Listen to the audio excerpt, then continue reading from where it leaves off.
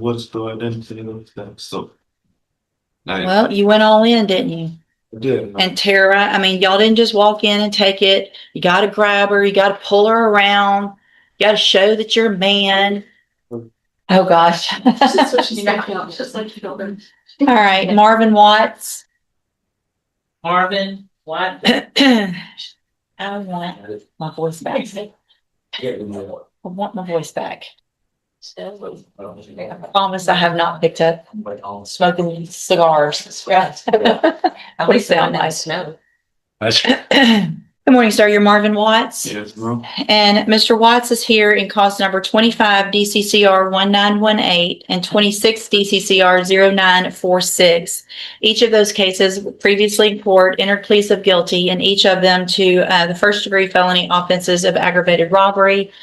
The agreements were per cap of 17 years in the institutional division on each of those. I've received the pre-sentence report. Have you both had an opportunity to review the report? I have, Your Honor. I have, Judge. Any additions or corrections? I'm aware, Judge. Yes, Judge. The state would like to call Detective Josh Jackson, please. Detective Jackson? You'll just kind of slide over a little bit, sir. Right there's fine.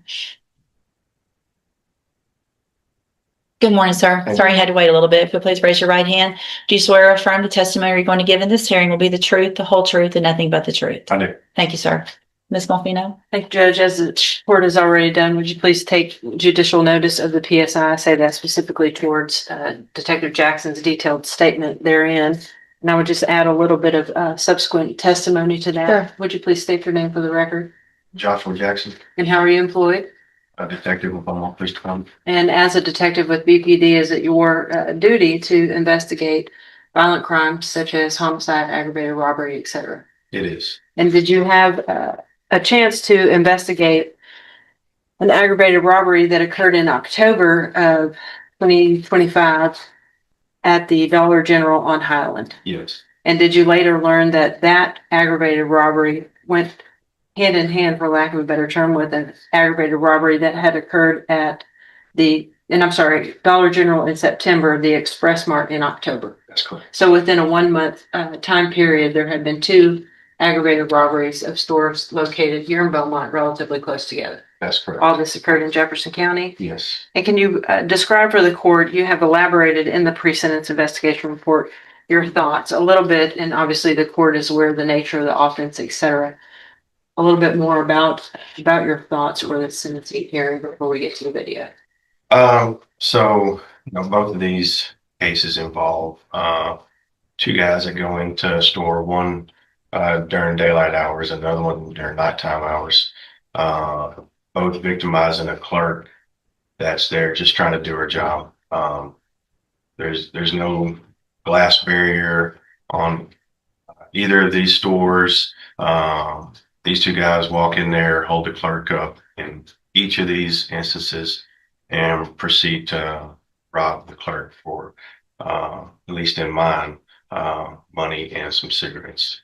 And for this to happen in daylight hours or nighttime hours to somebody that's just trying to go to work isn't right.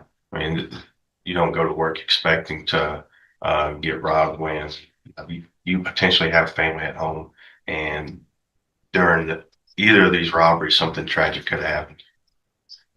And Detective Jackson, I think it goes without saying from both the perspective of the state and the court, but from your perspective as a detective, is violent crime involving firearms and youthful offenders here in Beaumont something that has just become extremely prevalent, unfortunately. Absolutely. And is it something that you continue to investigate on a daily basis? That's correct. Do you think it would be helpful for the court to view, if you would, Judge, outside of the cameras due to the sensitive nature of the complainant in the case and her identity, the video from the incident in September at the Dollar General? Yeah, so there's two videos with just the Dollar General on this one of them brought with different angles. It's just giving you an idea of kind of what happened to at least the Dollar General one. There's a lot that it's not going to show, which is the aftermath of it and speaking to the clerk and the terror and how she felt. Of course, that's all in the whole case. But at least these two videos will give you a sense of kind of what happened during that day. Okay. Do you want me to just put them here? I mean, I can turn this off, or I can just put them possibly on my computer and just watch it here myself. That'd be fine. I did not mark them, Judge, because I believe Detective Jackson, That's the only thing that's on there. would need them back for future investigation if the court would allow, but if not, I can make a copy for the court. I have no objection, Judge. Okay. To you just watching it. I've talked to Ms. Malvino about it. May I continue? Yes, ma'am. Detective Jackson, obviously the court has taken note of your statement in the PSI, but is there anything additional that you would like to add for the record with respect to the sentencing that you would like to see the court impose?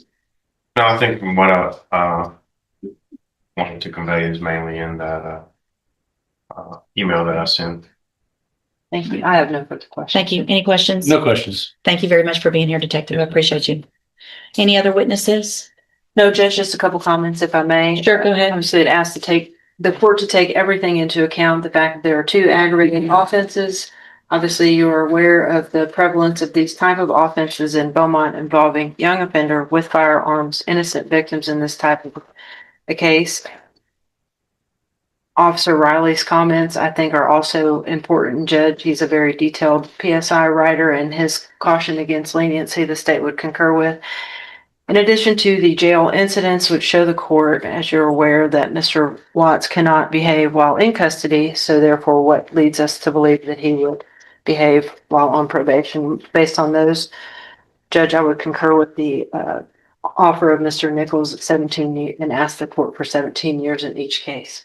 Thank you, Ms. Malfino. Mr. Parker, you may proceed. Your Honor, in regard to the write-ups, I've talked to him about those. Those happened prior to the his PSI, and that was when he was in maximum security. And from what I understand, it's a lot harder to not get in trouble there because of who you're around. But nevertheless, he has no juvenile record that I'm aware of. He has no adult history that I'm aware of. These are the only two cases that he's ever had any issues with. I agree, they're serious offenses. He understands that. He's told me today that, you know, if I could apologize to people, I would. He was encouraged by somebody older than him. I believe it was probably his father. So it was.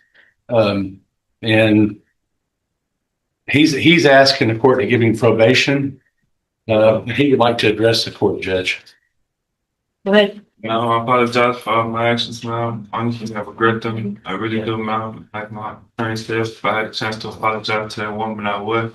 And ma'am, those write-ups were while I was in maximum security, ma'am. I was not supposed to be in max. I was there because my shoulder popped out of place. And all of those offenses were like, really some of them, like certain ones I do not understand how they were just. I'm a whole lot less worried about that than what you were doing when you were out. But honestly, on that count, I do apologize to that woman and for everything that I've done, man. I regret it very much. It's not just right there, really. Like, you sit on my mind daily, man, honestly. And I really feel like whatever I did is my sin and because. I appreciate you saying that. I hope that you're sincere. No matter what happens today, you have an ability at your age to change your life and do better things.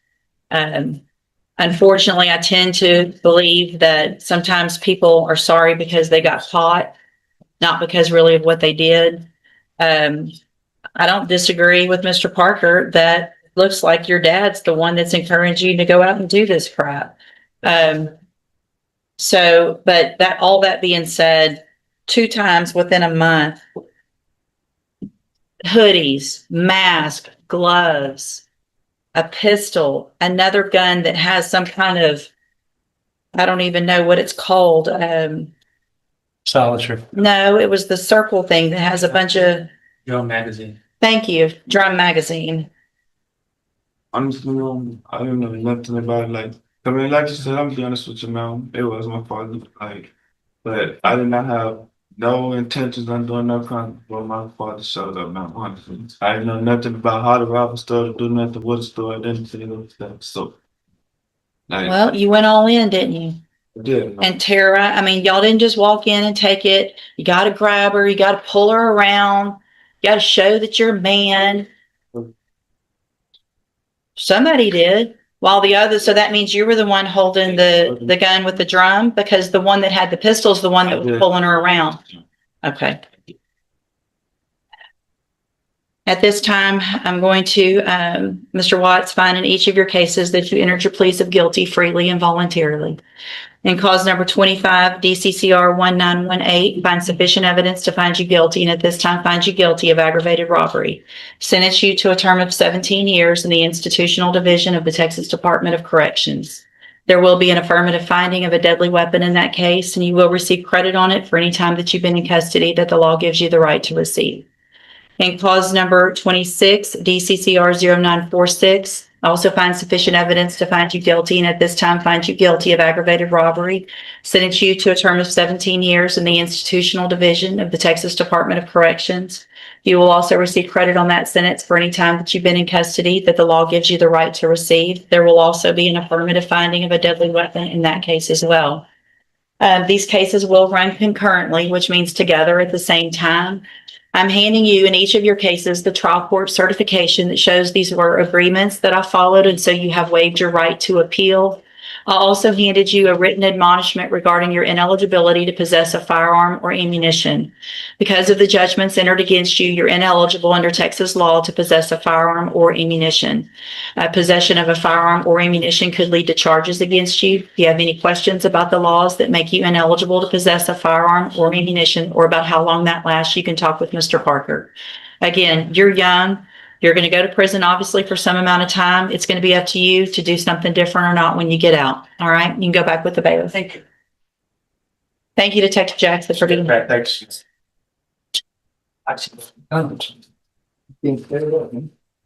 Yes.